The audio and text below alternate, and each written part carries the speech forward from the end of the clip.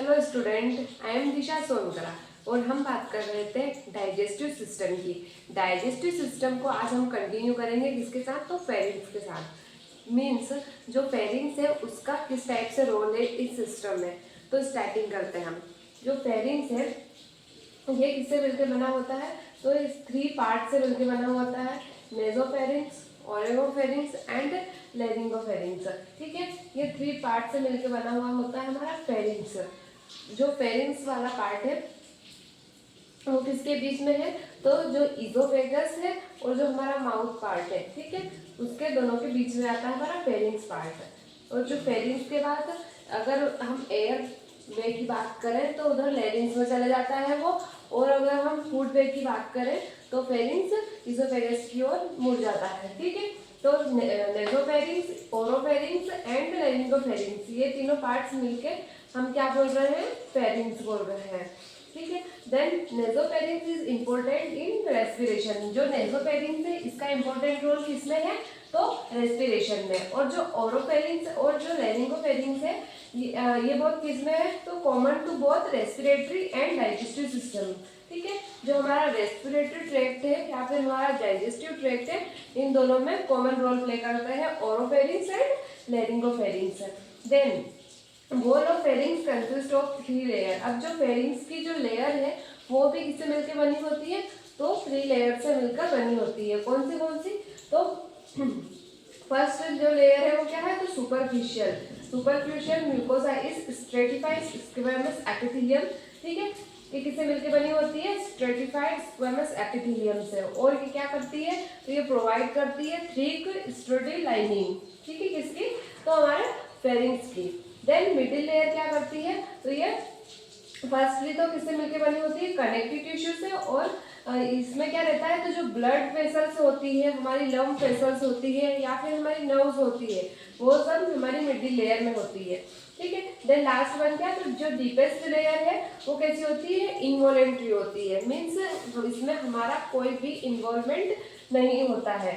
And that are involve in swallowing. इसका काम क्या रहता है? जो हमारा फूड है या फिर बोलस है उसको स्वेलोइंग करने का वर्क करती है।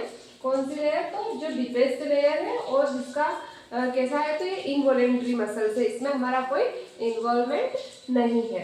देन नेक्स्ट अब बात करते हैं इजोफेगस की। तो जो हमारी इजोफेगस है वो एक लॉन्ग ट्यूब है जो क्या करती है? तो जो फूड है उसको ट्रांसपोर्ट करने का वर्क कर रही है। वहाँ पे कोई डाइजेशन नहीं हो रहा है, बस वो क्या है? एक वे प्रोवाइड कर रहा है। तो ये जो ट्यूब है ये कितनी लंबी है? तो ये 25 सेंटीमीटर लॉन्ग ट्यूब है जिसका डायमीटर कितना है? तो 2 सेंटीमीटर इसका डायमीटर है। Then run centrally in front of vertebral column. Means ये किस रन कर रही है? सेंट्रली, एकदम बीच में रन कर रही है। और किसके फ्रंट में?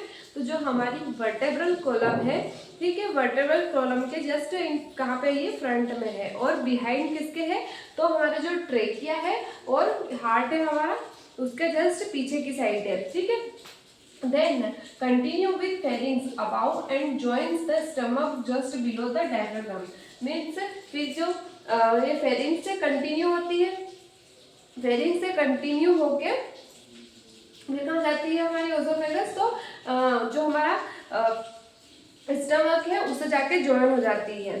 ठीक है, और किसके बिलो? तो just below the diaphragm. Then there are 4 layer of tissue of oesophagus. अब जो इजोफेगस है इसकी भी कितनी लेयर होती है? 4 लेयर होती है इजोफेगस की। देन लास्ट वन क्या है? तो जो हमारा फंक्शन, अगर हमारा माउथ की बात करें, फेरिंग्स, इजोफेगस, इन तीनों को मिला के बात करें तो इनके फंक्शन क्या रहेंगे? फर्स्ट तो इनका फंक्शन रहेगा तो फॉर्मेशन ऑफ वॉलस की, जो हमारा फूड है उसको किस में कन्वर्ट करना? वॉलस में कन्वर्ट करना, ब्रेक डाउन करके। देन नेक्स्ट क्या? तो ये स्वेलोइंग में, डिग्लूटिनेशन में हेल्प करते हैं। उसमें भी ये 3 पार्ट्स में डिवाइडेड हो गए, 3 टाइप से होता है जो स्वेलोइंग प्रोसेस है। तो फर्स्ट कैसे होता है? Oral stage. मीन्स जो हमारा माउथ पार्ट है, ओरल स्टेज, यहाँ पे होगा सबसे पहले स्वेलोइंग। देन फिर हमारा जो फेरिंजियल पार्ट है, फेरिंजियल पार्ट में हमारी स्वेलोइंग होगी। And last one oesophageal stage. ठीक है, तो इस टाइप से 3 स्टेज होती है किसकी? तो स्वेलोइंग की। और ये कैसे होते हैं, तो इनवॉलेंट्री होता है। फेरिंजियल से ही क्या स्टार्टिंग हो जाती है, तो इनवॉलेंट्री स्टार्ट हो जाती है। देन इजोफेगस में भी इनवॉलेंट्री ही रहते हैं, यहाँ पे भी हमारा कोई रोल नहीं रहता है। तो ये क्या होगा हमारा फेरिंग्स एंड इजोफेगस। देन नेक्स्ट अब हम बात करेंगे स्टमक की। Thank you.